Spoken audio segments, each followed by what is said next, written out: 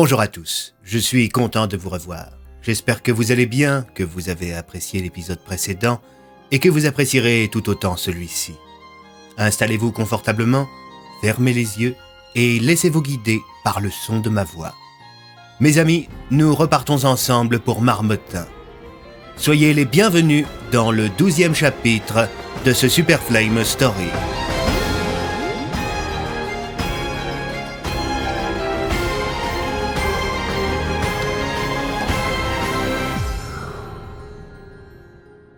« 12 décembre. La fin de la journée précédente s'était finalement bien déroulée. Bien que l'inspecteur Bloom suspectait la DPA de vouloir provoquer une émeute en jouant la carte de l'intimidation, la police locale avait su provoquer une rapide désescalade. Restait à savoir pourquoi Contumace, le nouveau chef de la DPA, en l'absence d'Alias, cherchait à provoquer une situation instable. Et surtout, qui était Talion, son étrange homme de main. L'inspecteur Bloom, Andrew Bennett, le lieutenant Fonk et le capitaine Leblanc étaient assis autour d'une grande table dans une salle du commissariat qui se trouvait tout au bout du bâtiment. C'était un peu leur nouveau QG d'enquête. Une enquête secrète qui visait à découvrir ce que la DPA cherchait à cacher. L'inspecteur Bloom prit la parole. « Les amis, il faut impérativement que vous gardiez à l'esprit que désormais tout ce qui se dira dans cette salle est strictement confidentiel. Officiellement, pour le reste du commissariat, si on vous pose des questions, nous nous réunissons pour organiser une fête en prévision du rétablissement du commissaire Tassier. » Fonk reprit. « J'ai acheté plusieurs cartons de cotillons, ballons et autres flûtes à champagne pour brouiller les pistes. J'ai aussi amené avec moi des caisses en fer qui se referment à l'aide de clés. On planquera nos indices et nos documents à l'intérieur. » L'inspecteur recentra la discussion. Pour en revenir directement à l'enquête, nous savons désormais que l'homme qui a piraté nos fréquences, criblé de balles la voiture de Fonk et probablement assassiné l'inconnu du 1er décembre, ne serait autre que Talion, un haut gradé de la DPA qui semble très proche de Contumace. « Cet homme, reprit Andrew, semble être lié à un animal magique, un crève-cœur. C'est une petite créature venant d'un autre monde.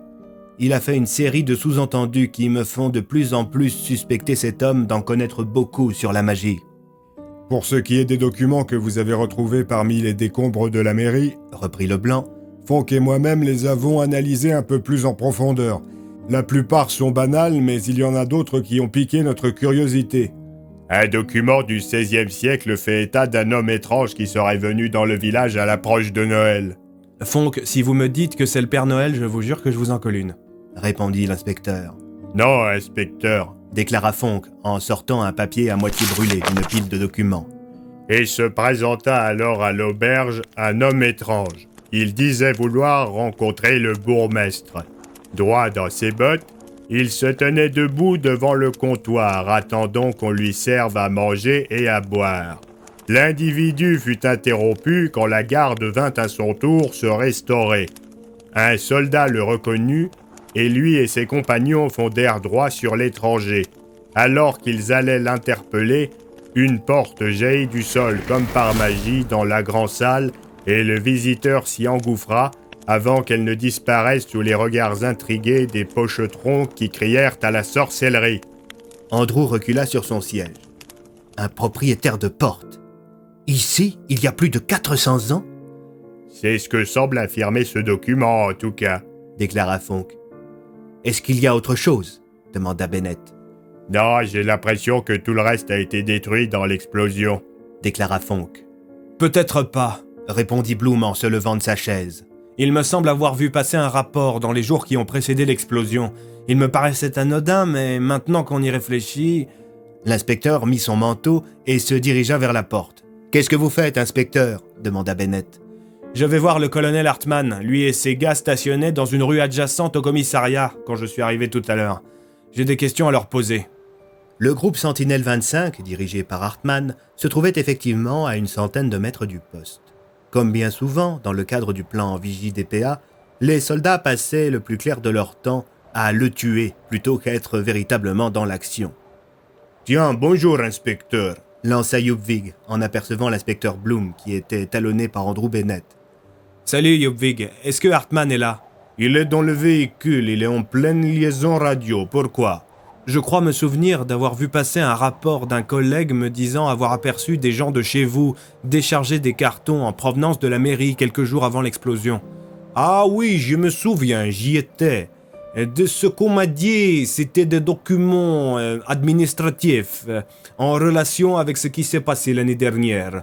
On les avait entreposés dans les archives municipales avant les démobilisations. Tu es sûr qu'il s'agissait de ça ? En tout cas, c'est ce qu'on nous avait dit. Après, c'est la hiérarchie. On peut jamais vraiment savoir. Les instructions sont toujours très claires et les justifications très floues. On devait transporter des cartons pleins de papier et c'est tout.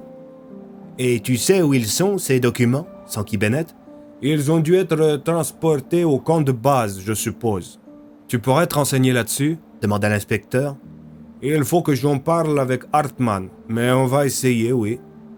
Soudain, alors que l'inspecteur Bloom et Andrew s'apprêtaient à quitter les lieux, le colonel bondit hors du véhicule et se précipita vers les deux amis. « Un instant, inspecteur !» lança-t-il. Un problème, Hartman ? Ce dernier ne répondit pas, et il se contenta de mettre son doigt sur sa bouche. Il fit un signe de tête à ses collègues, et deux soldats se mirent à palper l'inspecteur et le propriétaire de porte. « Mais qu'est-ce qui vous prend, enfin ?» demanda Andrew, tandis que Yubvig sortait un couteau.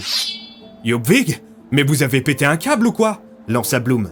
Le soldat des pays de l'Est se contenta à son tour de mettre son doigt sur sa bouche, avant d'enfoncer son couteau dans la doublure de la veste de l'inspecteur et d'en ressortir une petite capsule qu'il jeta au sol avant de l'écraser avec ses rangers. Les soldats qui fouillaient Andrew, eux, ne trouvèrent rien. Le colonel entama des explications. « Inspecteur, vous êtes surveillé par les hommes de contumace. » « Pardon ?» J'ai commencé à avoir des soupçons quand j'ai reçu un appel radio m'indiquant que vous vous approchiez alors qu'il n'y a aucun autre collègue entre ici et le commissariat. Le petit objet que j'ai écrasé, c'était un tracker. Vous devriez vérifier toute votre garde-robe. Je suppose que des agents se sont introduits chez vous pour en placer. »« C'est une plaisanterie. C'est typique des méthodes de contumace, » déclara Yubvig. Soudain, le téléphone de l'inspecteur Bloom se mit à sonner. Il affichait un numéro inconnu. Le policier décrocha. « Allô, inspecteur ?» Cette voix, c'était celle de Talion. « Talion, comment avez-vous eu mon numéro ?»« Rien n'est impossible pour la DPA, monsieur Bloom. »« Qu'est-ce que vous voulez ?»« Vous inviter ?»« M'inviter ?» Oui, figurez-vous que Contumace serait ravi de vous avoir à souper ce soir au camp de base. »« Pourquoi ?»« Discuter tout simplement entre personnes civilisées. » Je ne sais pas trop, il faut que je réfléchisse. « Ne tardez pas trop, je veux votre réponse d'ici 30 minutes. Oh, et tant que j'y suis, dites à monsieur Bennett qu'il est également invité. » Je lui transmettrai quand je le verrai. Vous le voyez déjà, inspecteur. Je sais qu'il est juste à côté de vous. En entendant ces mots, l'inspecteur Bloom comprit que Talion l'observait. Il se mit à regarder tout autour de lui. C'est alors qu'il remarqua, sur le toit d'un bâtiment, la silhouette de l'homme qui était en train de lui téléphoner. Ce dernier lui fit un petit signe des mains. « Alors vous lui transmettez l'invitation ou pas ?» L'inspecteur baissa son téléphone. « Andrew, nous sommes invités à dîner avec Contumace ce soir. »« Pardon ?» C'est à Lyon. »« Dites que nous acceptons. »« Vous êtes sûr ?»« Oui. » L'homme de loi approcha de nouveau son visage de son téléphone. « Très bien, nous acceptons. »« Parfait alors. Une voiture viendra vous récupérer tous les deux devant votre domicile aux alentours de 20h. À ce soir, messieurs. » La journée suivit son cours, et bientôt ce fut l'heure pour Andrew et l'inspecteur d'attendre patiemment l'arrivée de la voiture censée venir les récupérer. Tous deux attendaient devant la maison de l'inspecteur, tandis que le petit Valentin faisait coucou à son père depuis l'intérieur de la maison. Il fut récupéré par son frère aîné, et tous deux se mirent à jouer au Lego. « Vous voyez, Andrew, c'est pour eux que je me bats. Et malgré tous les sacrifices que j'ai à faire dans mon job, je le regrette pas. » déclara l'inspecteur Bloom avec un léger trémolo dans la voix, tout en observant les deux enfants à travers la vitre. « Ce sont de beaux enfants, » déclara Andrew. Quand je les vois s'amuser tous les deux comme ça, il m'arrive parfois de me dire où ça passe tout ça quand on devient adulte. Où ça part ce goût de l'amusement et du rêve.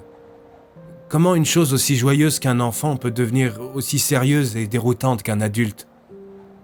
Je pense que justement beaucoup d'adultes gardent ça au plus profond d'eux-mêmes, mais qu'ils l'étouffent.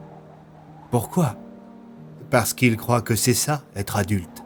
Ils pensent que c'est se prendre au sérieux et faire semblant que l'on sait, que l'on contrôle et que l'enfant que l'on était est derrière nous. Je trouve ça triste. Déclara l'inspecteur avant de se retourner. Je n'ai jamais dit que ça ne l'était pas, répondit Andrew. Tandis que l'inspecteur avait le dos tourné, Bennett avait enfilé un nez de clown. Mais qu'est-ce que vous foutez avec ça? Déclara l'inspecteur avec un sourire en coin. J'ai toujours un nez de clown sur moi. C'est un rappel. Le sérieux n'est qu'une histoire de convention et de consentement. Je vous savais magicien, Bennett, mais pas philosophe. Ce soir, je serai gastronome, répondit l'homme à l'étrange porte en ôtant son nez de clown, tandis qu'un véhicule noir aux vitres teintées, escorté par 2 véhicules blindés de la DPA, se garait devant le domicile de l'inspecteur. « Allons-y, mon ami », déclara Bloom. Les 2 hommes se dirigèrent vers le véhicule, tandis que des soldats sortaient d'un des blindés pour leur ouvrir la porte. À la seconde où ils pénétrèrent dans une des voitures, les 2 hommes remarquèrent une succession de flashs. « Qu'est-ce que c'était » demanda Bloom. « De l'orage, sans doute », répondit Talion depuis le siège passager du véhicule. « Désolé pour le léger retard, messieurs, mais Contumace et moi-même devions avancer sur un dossier avant que je ne vienne vous récupérer. »« C'est si gentil de vous être déplacé, Talion, » répondit Bloom sur un ton sarcastique. « C'est la moindre des choses, vous êtes des invités de marque pour la DPA. » Tandis que les véhicules démarraient, Talion commença un étrange speech. « Vous savez, inspecteur, Bennett et vous êtes connus comme le loup blanc au sein de la division Plume d'Argent. C'est un petit peu grâce à vous que nous existons, n'est-ce pas? » « Un honneur dont je me passerai volontiers, » déclara Andrew. « Allons, ne dites pas ça, monsieur Bennett. Que penserait Alias de ce que vous venez de me dire? » Je pense qu'à la longue, il finirait par être d'accord avec moi. D'ailleurs, avant qu'on ne lui tire dessus, il était de plus en plus méfiant. « Oh, c'est vrai, ça ?» demanda Talion, en se retournant, un sourire en coin.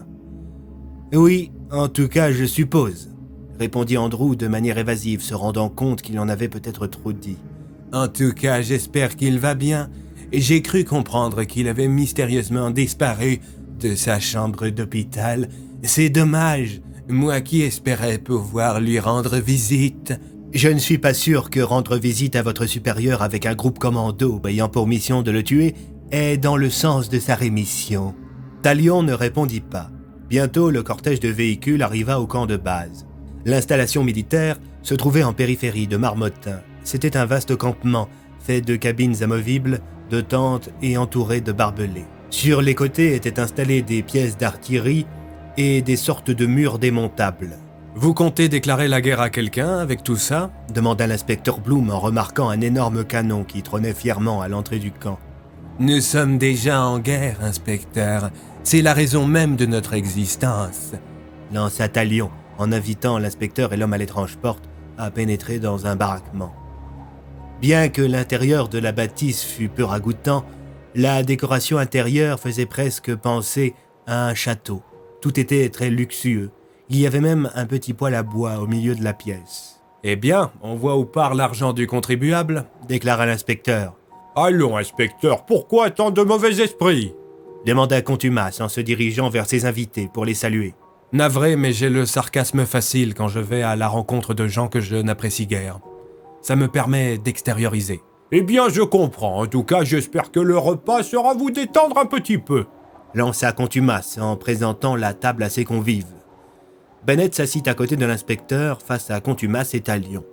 Bientôt, les plats, amenés par des militaires, commencèrent à défiler. « J'espère que vous apprécierez tout ceci. » lança Contumace en mettant une serviette sur ses genoux. L'homme avait l'air extrêmement raffiné. « Pourquoi sommes-nous là ?» demanda Andrew. « Parce que nous avons des objectifs communs. » déclara Contumace en se servant un verre de vin. « Lesquels ?» Mettre hors d'atteinte un maximum d'ouvrages magiques et s'assurer qu'ils ne tombent pas entre de mauvaises mains. Et je suppose que pour vous, les mains de l'État ne sont pas mauvaises. Contumace sourit. Talion reprit. Comprenez notre position. Il y a encore quelques années, la magie était considérée comme une chose qui n'existait pas. Une chose loufoque appartenant au folklore. Avec la fondation de la DPA et les différents incidents magiques auxquels nous avons été confrontés, nous avons dû nous rendre à l'évidence. La magie est une force majeure qu'il faut garder sous contrôle pour éviter un embrasement du monde. C'est marrant, ça. C'est typiquement le genre de discours que pouvaient tenir Alias et Phileas. Comparer la magie à l'arme atomique. Sauf que le principe même de la dissuasion nucléaire, c'est que personne n'utilise d'armes atomiques par crainte mutuelle des réactions des autres, déclara Bloom. Or vous, reprit Bennett, vous utilisez parfois des livres pour servir des intérêts privés et mener toutes sortes d'expérimentations. Contumace sourit. Nous voyons plutôt la magie comme un nouveau domaine d'étude. Un champ des possibles infinis qui s'ouvre à nous. Et autant de dérives, conclut l'inspecteur. Tout est sous contrôle, rétorqua Talion. Bon, poursuivit Bloom. Je peux savoir ce que vous nous voulez concrètement ? On ne va pas se mentir, inspecteur. En l'absence de maire, le village de Marmottin est trop instable. Aucune figure d'autorité, la DPA ne peut pas assurer en permanence ce rôle. Wow. Vous voulez provoquer de nouvelles élections ? Moins d'une semaine après que la mairie ait été détruite dans une tragique explosion. Le village est en deuil, nom de Dieu, il y a eu des morts. Les Marmottanais n'ont pas la tête à aller voter. Pourtant, il faudra qu'ils la trouvent. En l'absence de validation de la part de l'exécutif, nous ne pouvons pas agir comme nous le voudrions, déclara Contumace. Ah, et parce que maintenant vous respectez la loi et vous avez des scrupules ? demanda Bennett. Il faut toujours que tout soit légal, au moins sur le papier. J'ai besoin d'être couvert pour tout ce que je veux entreprendre, répondit Contumace. Et Fabrice Pavier ne faisait pas l'affaire ? Ni lui ni Phileas, répondit Contumace. C'est pour ça que vous avez fait exploser la mairie. Oh, comme vous y allez. Rien ne prouve que nous sommes les responsables de ce tragique incident. Un incident ? C'est comme ça que vous qualifiez une explosion qui a tué des dizaines de personnes ? Vous appelez ça un incident ? demanda l'inspecteur en bondissant de sa chaise. Contumace et Talion se regardèrent. De sous la table jaillit une petite créature. C'était le crève-cœur de Talion qui réagissait plutôt mal à la brutalité de l'inspecteur. Si vous ne voulez pas que Lumine s'énerve, vous devriez vous rasseoir, inspecteur. Andrew hocha la tête. Bloom reprit sa place et la petite créature retourna sous la table. Qu'est-ce que vous voulez, Contumace ? Que vous souteniez l'idée d'avoir des élections anticipées, et qu'en tout cas la police de Marmottin ne s'y oppose absolument pas. Et si nous refusons ? Eh bien, nous emploierons des méthodes plus musclées. Vous avez déjà des candidats en tête, je suppose ? Oh que oui. Et quel genre de choses vous allez leur demander de valider ? D'une part, ce qui a été révélé dans la Gazette, la signature d'un accord pour que nous établissions un centre d'essai magique à quelques kilomètres de Marmottin. Et d'autre part, qu'on nous autorise à mener des fouilles. Des fouilles ? Oui, des fouilles. Quel genre de fouilles ? demanda Bennett. Des fouilles archéologiques. Nous pensons qu'il y a certaines choses intéressantes dans le sol de Marmottin. Des vestiges d'un lointain passé, résuma Contumace. Bennett et Bloom se regardèrent. Soudain, le téléphone de l'inspecteur se mit à sonner. À l'autre bout du fil, c'était le docteur Masson. Le commissaire Tassier venait de se réveiller.